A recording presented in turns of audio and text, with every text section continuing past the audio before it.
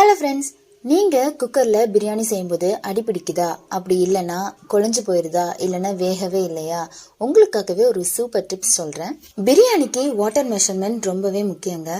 Basmati ரைஸ்னா 1 cup ரைஸ்க்கு 2 cups water எடுத்துக்கோங்க. ஜீரக சம்பானா 1 கப் ரைஸ்க்கு 1.5 கப் வாட்டர் யூஸ் பண்ணிக்கோங்க. பிரியாணிக்கு தேவையான பொருட்கள் எல்லாம் சேர்த்து வதக்கி எடுத்துக்கோங்க.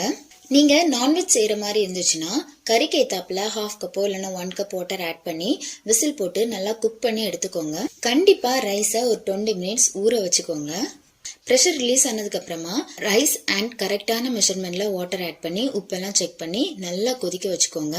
நல்லா கொதிச்சு ரைஸ் நமக்கு அப்படியே மேல தெரிய ஆரம்பிக்கும். அந்த டைம்ல உப்பெல்லாம் செக் பண்ணிட்டு லாஸ்டா ஒரு வாட்டி நல்லா கிளறி விட்டுட்டு குக்கர் மூடியில விசில மட்டும் ரிமூவ் பண்ணிட்டு அப்படியே க்ளோஸ் பண்ணிருங்க. அடுப்பை சிம்ல வச்சுட்டு ஒரு 15 மினிட்ஸ் அப்படியே குக் பண்ண விட்டுருங்க.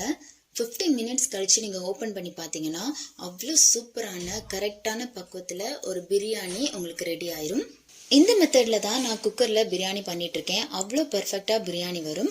நீங்களும் இந்த மெத்தட்ல ட்ரை பண்ணி பார்த்துட்டு எப்படி இருந்துன்னு கமெண்ட்ல சொல்லுங்க. இந்த வீடியோ உங்களுக்கு ரொம்பவே யூஸ்ஃபுல்லா இருந்திருக்கும் நம்புறேன். இந்த வீடியோவை உங்க ஃப்ரெண்ட்ஸ் அண்ட் ஃபேமிலிக்கு ஷேர் பண்ணிட்டு அப்படியே என் சேனலையும் சப்ஸ்கிரைப் பண்ணிருங்க. தேங்க்யூ.